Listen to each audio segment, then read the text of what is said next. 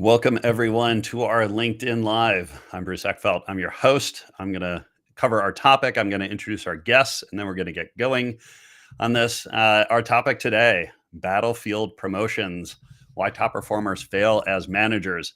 Interesting topic. I think we've all seen this quite a bit. We may have even been in this position once or twice ourselves, but it's a pretty classic situation and something we wanted to kind of dig into, helping leaders really kind of understand why this can be a challenge, what to do instead, some of the tools and techniques we use as coaches, as advisors on talent to help leaders navigate this challenge. So that is our topic today. Let me introduce our guests. First up, we have Mark Miller.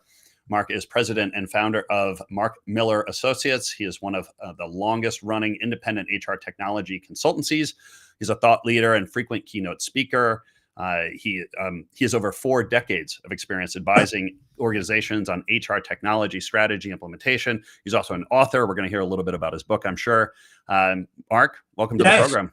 Here I am. Thank you, Bruce, and a pleasure to see you. And what is your book again? Give us the title of your book. Immortal HR. Immortal HR. It's a follow-up to the previous book called The Death of HR, which was before COVID. And once I realized that everything has changed, I was asked by NYU to teach talent management, and they gave me a syllabus from 2017, 2018. Everything had to change. I said, wait, I did away with Harriet Rowe's job, the embodiment of HR job and death of HR. And I gave speeches about it. And I said, no, I got to resurrect her. So she became immortal, and I love it. Subtitle, it's too long to go into, but it's a lot of fun. And there's all kinds of characters like Arturo Intelligenti, which we're going to talk about today. I'm sure we will. ChatGPT and shareholder and all those other things. But perfect. Yeah, don't take up all my time. Yeah, I'm done. So that's Mark. Our second guest, Stuart Freeman. Stuart is a founder of HR Talent Alliance, and he's former president of the New York City SHRM SHRM, for those in the know. He's also a seasoned executive recruiter. He's an HR leader. He's a career coach, brings deep expertise into leadership development, employee engagement, and talent strategy. And with all that, Stuart, welcome to the program. Thank you. I'm happy to be here, and I'll just let us get straight into it as opposed to Mark just filibustering. Thanks a lot. Yeah. You're welcome. Before we get into our topics, I just wanted to let guests know, if you're watching the program live here on LinkedIn, if you put a comment on the LinkedIn event, I'm going to be watching that. I'll try to weave any comments and questions. So if you have a question, throw it in there. We're also streaming live on YouTube. If you're on YouTube, go over to LinkedIn, because I'm not going to be watching the YouTube comments. So if you do have comments or questions, go over to LinkedIn to drop them in. If you're watching the replay on either platform, go ahead and put a comment or question onto those platforms. We'll be watching those in the coming days and weeks, and we'll try to respond to people there. So if you're watching the replay, feel free to leave a question, because we will get to those. Great. So with all of that, let's just kind of get into our topic. And I think the first thing I'd love to kind of hear from both of you is, why does this happen? I mean, it's pretty classic, or I've seen this happen a lot, is, hey, you take this star employee, you need a manager for the department, and you're like, hey, great, you're now in managing the department. Why is this a problem? I guess, what is the fundamental misstep that leaders make when they pull that move? Stuart, why don't we start with you, and then we'll hear from Mark. Yeah, sure. The biggest one is, does the person want to be a manager? Do they want to go into the position? Do they want to leave the position that they have? Do they understand what's involved in it? Yeah. In my prior life, I worked in media and advertising sales, and the thought was, well, if you take one of the best salesmen and make them a manager of a team or a project, everyone would do well, and that never happened. Yeah. Mark, what's your take on this? When you see it, what do you feel like is happening?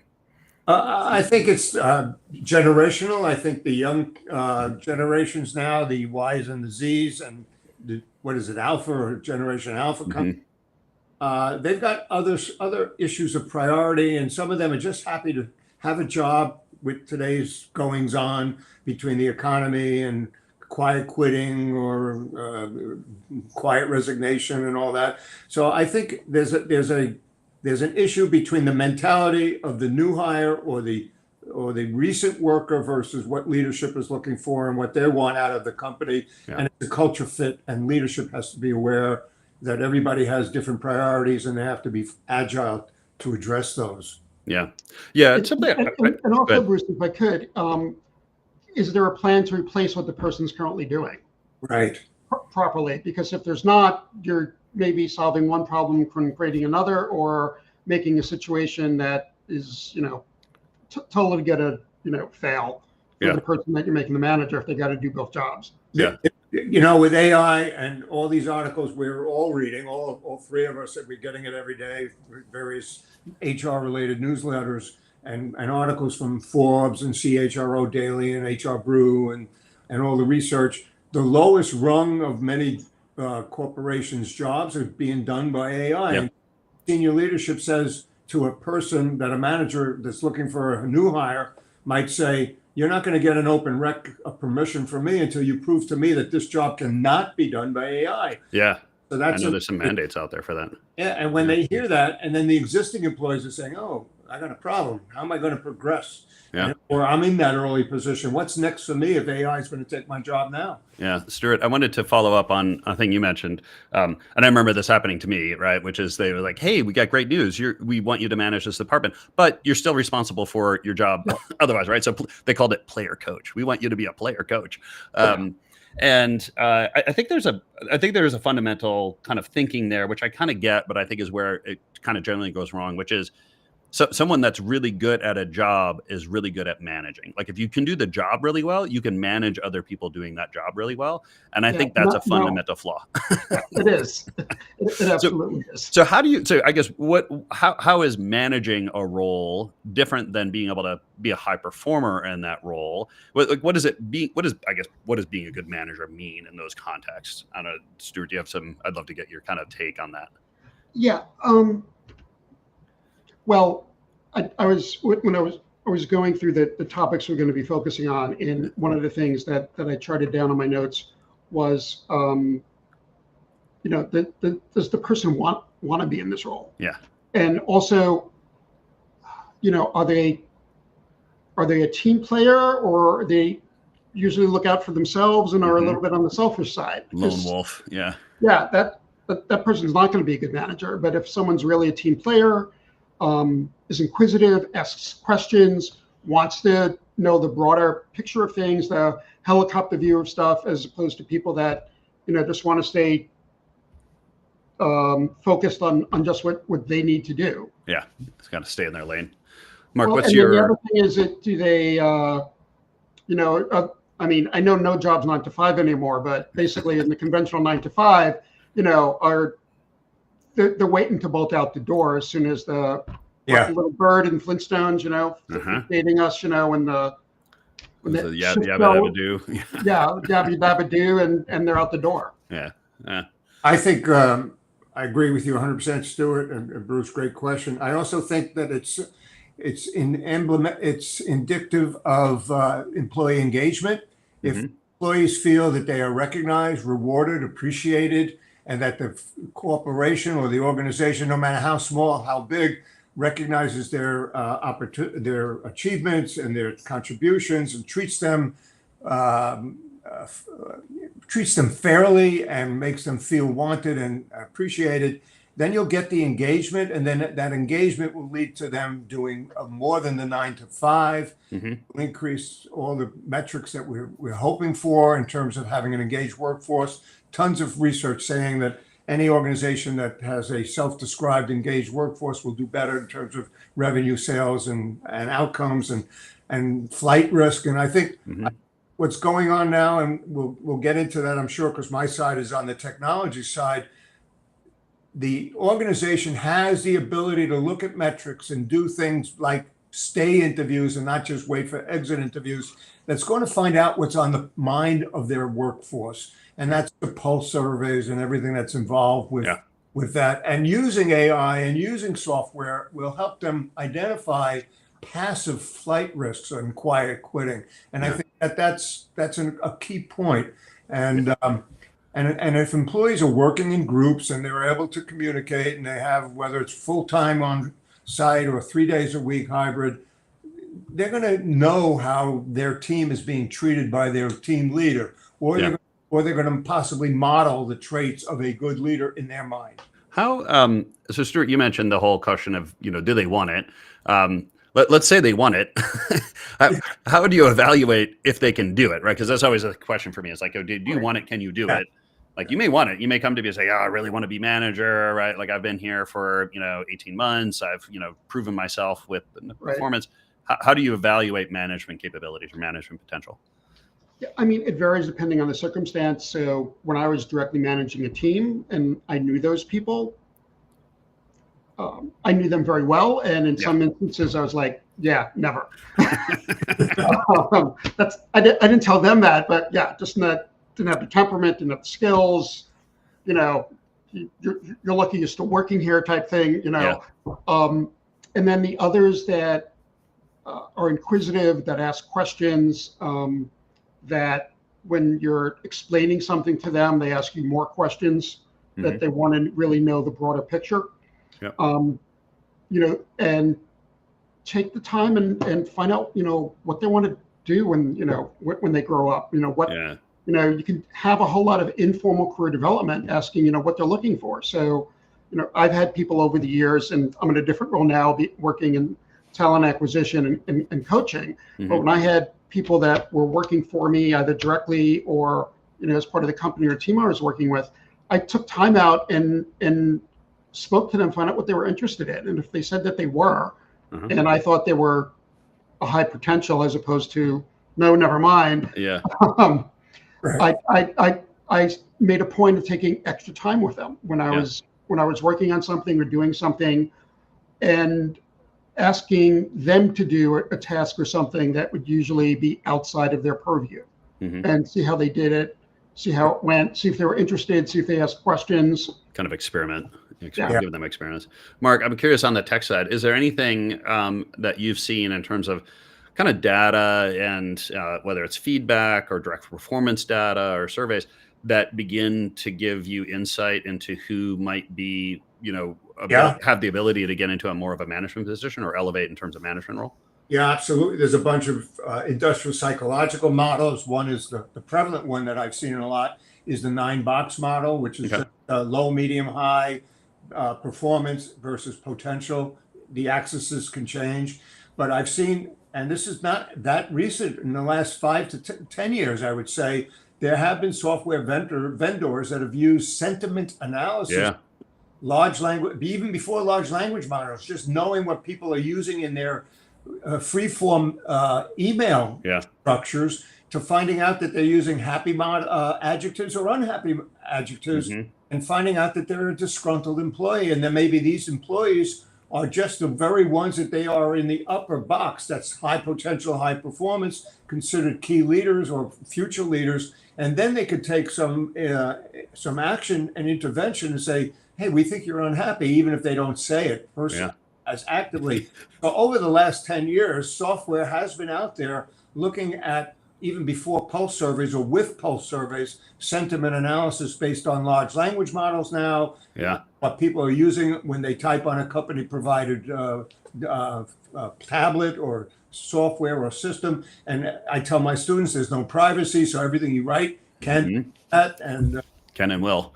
Exactly. So I think that right now there seems to be some very good software dealing with career journeys as well. And I think that feeds into what Stuart was saying, engagement, seeing a future, knowing that the company is letting you have the potential of moving wherever you want to move, and supporting you with the key term that I'm reading about is upskilling right now, and all of that. How do we deal? I mean, because I don't know if it's generational or just kind of the world's gotten more complex, but 30, 40, 50 years ago, like, career paths were pretty linear and pretty like directional, right? It's like you kind of moved up the role, and you were an individual contributor, and then a manager, and then a director, and then a VP, associate VP, like you just kind of moved up the chain, and the next step was pretty obvious and things. And like Stuart, you mentioned this situation where it's like you get to know somebody, and it's like you're not moving up. Like, from a management point of view, I don't want to be advancing you, but they can be really, high performing individuals and potentially contribute in other ways to the company on a more elevated level. Like, how do you create career paths, I guess, at this point that, you kind of have this management career path, but are there other career paths that you've seen companies develop that allow folks that are not necessarily either great at or interested in management roles, but still want some kind of advancement. How do you give them paths? Any strategies or thoughts on those? Yeah, I mean, the thing that, I learned a while ago when I was working with some teams and looking at some training and stuff. Are they inquisitive? Or do they want to learn? Can they be taught anything? Yeah. Are they open to learning new things or learning that there's a different way of going about doing something that maybe is more efficient? And the people that aren't open to that, it's challenging to really look at it, having them advance. Yeah. And even people that are reluctant to do it, just cajole them to try some things, and they see the results, and a different universe can open up for them. Yeah. So kind of experimenting, encouraging them to follow some of that interest. Mark, how have you looked at kind of non-traditional or non-linear or non-management focused kind of career trajectories? Well, I think Stuart said a good word, the inquisitiveness. And I think the people that allow their voice to be heard, and I say that to my students, I teach at NYU and at Manhattan universities, and I give out essays. And in this age of ChatGPT and generative AI supporting me as a professor, but also supporting the students when they submit assignments, I've told them, and I think this holds true for anybody in a workplace, you can't just cut and paste and tell me you've learned the concepts. You've got to react to what you're getting from the generative AI that is giving you content to submit to Professor Miller. Yeah. And I knock them down. I say, listen, I don't hear your voice. You're giving me stuff that I know from the article, or you're just cutting and pasting. Do you know the theory that HR is a strategic business partner? Give me your reaction. Ask questions to what you're reading. Challenge it. I tell them that in my classes as well. There's no wrong question. There's no wrong answer. There's no right or wrong answer. There's no issue other than for me to hear your voice, either as a student in front of me or on Zoom or in a web-based class or whatever. But you have to be able to let me and let your management hear your voice and ask the questions and challenge and agree, or express shocks, express surprise, express willingness to make change. Yeah. So let's assume, go ahead, Stuart. No, I was just going to say, and another thing that I've learned and been reminded about the last few years is people are different. And just because someone seems introverted and quiet, they just simply can go about things entirely different than you or I do in terms of how they learn, how they process information, and doing things that help you and they understand better how they tick and how they work. I found to be very, very helpful. Yeah. Someone has a different learning style, or how they grasp things differently, or because they were quiet during the meeting, but then come back to you later or the next day, and can have all these terrific ideas or suggestions on how to go about doing it. So that's been one of the biggest things for me, is to really keep reminding myself that people go about things doing differently than I might. Yeah. And Stuart, the people you're talking about are different generations, and they all have different ways of dealing with leadership and their superiors. Some of it's culture driven, some of it's just they're afraid to make a mistake. Mm-hmm. I get that from my students because I'm in front of them and they say, "Oh, you're part of the silver generation now," and they're afraid to ask me a question, or they're afraid to challenge my statements. Yeah. Or they're brought up in a culture outside of America, and I get many students. Right. I've seen that a lot. Don't question elders. Yeah. And yet they're bright and they're smart. And when I ask them in their assignments or in their work, I say, listen, you've got to differentiate yourself. You have to let me hear your voice both in writing and in verbally in the class participation with breakouts or whatever, to set you aside so that I can understand whether I'm getting through to you. And also they have to understand, and this gets with what Stuart and you said, Bruce, empathetic. Yeah. I want them to understand that I'm listening to them and learning from them as well. And if you've got leaders that have that capability to be empathetic to people that work for them or report to them, that will keep them engaged. Yeah. And they say, hey, this is a good deal that I'm working on here. I'm going to stay. I'm not going to be a flight risk right away. Yeah. We've got the message and everything. to prove that. Yeah. Stuart, you mentioned earlier this idea of running kind of these experiments to kind of test people out. Fortunately, I've seen this happen a couple of times where you take a star, a really high performer, you make them manager, they don't do so well in the management, and it's tough. You can't really put them back, right? Yeah, They either end up leaving or you have to exit them, right? It's an unfortunate situation. How do you, if you think someone has the potential, they have the interest, but you're not 100% sure, like how do you go about kind of giving them opportunities to kind of test it out or kind of giving them trials? And if you need to unwind it, right? Like how do you kind of prevent the situation where you're advancing someone too quickly and then they fail and now now you've got a situation on your hands? Any strategies that you've seen in terms of kind of de-risking that? Depending on how big the company and the organization is and how it's structured, I've worked with a lot of more medium-sized or smaller companies or organizations. Mm-hmm. So you have the ability to do something, a little unorthodox and give them a project to work on. Yeah. Or have them work on something with you and then see how much of it they can actually, with the intent of hopefully that they can go and run with it. But if they can't, you're still working with them on it. So, those, those are a couple of things that, that I've done, but you can't always do that in every instance. You can look at approaching stuff and trying to do something on a trial basis. That can still run into the situations that you've said. I think, one of the things that's helpful is that, most organizations and companies really don't do proper training or have the proper support when they're making someone a manager or a supervisor in general. I know in a comment on LinkedIn, someone disagreed with me about that. And I wrote back and said, well, this has been my experience. Yeah, exactly. Sorry. So it's interesting that way. If someone isn't getting the support that they feel that they need within their company, then look for it from outside the company. I do executive search. I also do career and leadership coaching. One of the things that we do now that's sort of started it as an offshoot of other coaching that we did was, we do manager coaching. Mm-hmm. Yeah. I think it's great. If you're in a new position and you got promoted and you got some support and you're not sure about things, make a little bit of investment to make sure that you're getting some support and, you have a sounding board and so forth. Yeah. I've done this once or twice where we've taken a high performer and you basically say, hey, look, we're going to be hiring a new manager, but in an interim, Bob is going to be our, sales manager for the next, 90 days, for the next 3 months while we look for a hire, right? It's kind of gives some cover. It's like, okay, well, we will look for somebody, right? We'll do a search. And, then if Bob's crushing it, we're like, forget it. We're just going to make Bob manager. We can go with it. And if not, if he's struggling or it doesn't want it or something, it's like, okay, great. Well, we've got candidates anyway. We'll bring someone in, move you back.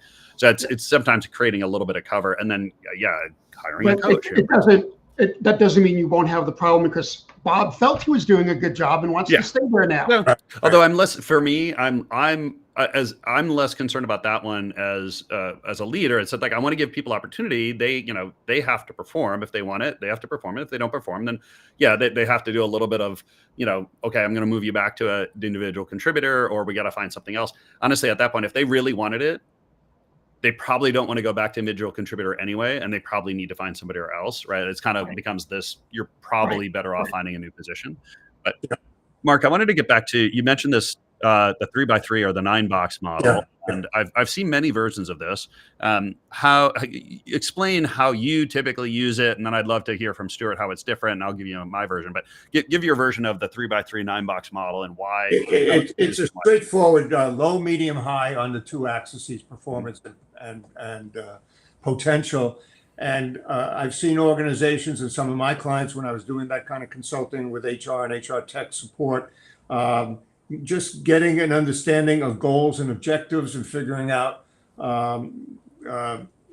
what that particular employee has accomplished over the last 6 months to a year, tracking their goal completion, tracking 360 review comments from everybody that touches that employee, whether it's the direct team that they're on or other teams that work with that team. So there's a lot of data input that goes into it. And the current software that I've seen that I'm very impressed with are from a couple of vendors. I'll name them. It's Fuel 50 seems to be a really good vendor in gamification of work career journeys, with including in their software another vendor, by the way, before I get into more about Fuel 50, Culture Amp, CULTUREAMP. Okay. Those two seem to have the best capabilities to building a career, having employees actually fill out data about their own introspection, their goals, their wishes, matching them with mentors and mentorees. All of that is built into the system, giving the employees the chance to look at other opportunities anywhere in the company, having the company look at all the employees. Introspection is a big part of it. Noting the skills needed to go from step to step. And literally, if you're working in a janitorial position and you have the crazy idea that you want to be a VP of HR technology, you can input both of those things into the software, and they'll give you 20 steps. It might take 10 years, but each step will document the potential training and the skills you need. And by looking at the built-in skills, it's pretty impressive stuff. Cool. And it creates a feeling when you use this type of software that the company is caring, and that there are no more vertical steps. It's all, you can go anywhere in the organization. It's a matrix kind of. And it shows you the skills you could get, skills you have, and the gap of where you need to get the skills to fit that particular step. And the step could be 10, 5, 3, and then they tie it into succession planning. Yeah, and that makes sense. It all makes sense. And if I had a company that did that for me as an employee, I wouldn't get up and quit very quickly, because they're open for me to do whatever I want. And you're kind of tied in. Like you got all your data in there. Right, but also, now is not the time for people to be jumping jobs for just money alone. Yeah. I wanted to give you my take on the 3x3 9box, and leave in this question I see from LinkedIn user on our chat here. So the way I do it is I do role performance, and then I do cultural fit. Good. Because I want to figure out, like, how are they executing their job, but also how, like, are they a good fit for my business? And I'm generally working with these kind of earlier stage high growth companies, so less than 1,000 people, and cultural fit ends up becoming so important, right? Like we promote the wrong person, and it can really be a hit, right? It can really hurt my ability to then scale the organization, because no one wants to work for them. So what I do is I do the high, medium, low on both of those, and then so high is both those. The challenge is always the high performers, low cultural fit is where I come up with my new work from home policy, right? Because what I want to do is I want to keep their performance, but I want to isolate them from the interaction with the rest of the organization. And so the question on the group here, or the question that I saw in the chat, is thoughts on lateral moves. So what I'm looking for on a high cultural fit and lower performance, if it's really low performance, a problem. But if, say, it's a medium performance but high cultural fit, that's where I look for lateral moves. So I'm saying, hey, look, I've got someone who's a good cultural fit, and that's hard to find typically. Like it's hard to get cultural fit, and it's hard to change cultural fit. Whereas I can change performance a lot easier. And the first thing I can do is to give them a different job, right? Give them a job that's better fit with their skills and ability, or I can start coaching them, or I can start developing them. So the lateral fit is where I'm looking. That's where I'm looking for lateral fits. High fit, medium performance. I'm looking, can I just move them, right? The question in my mind as you explain this is, how do you measure cultural fit? So I have a whole process of core values. We look at demonstrations. There's a way of being able to, first of all, we have to decide what is culture here. And then we can have some tests to be able to figure out where that fit is. Right. You're right. It's not easy. But if you can do it, it's going to be really powerful to sort of. And it's interesting because I'm teaching students that are about to graduate from NYU or Manhattan University. They have no clue about what's real life outside the cocoon of academia, and they don't understand their rights as an applicant, and the whole concept of what is the candidate experience, or what is the applicant experience. And there's good software that makes you feel wanted right away with the onboarding process. And I think a company that spends the money, that does proper onboarding, that will go a long way in weeding out people that will get a feel for the culture even before they accept the offer. Yeah. And that could happen well. Stuart, I want to hear from you before we run out of time here. For cultural fit, what are your thoughts on how to evaluate this? How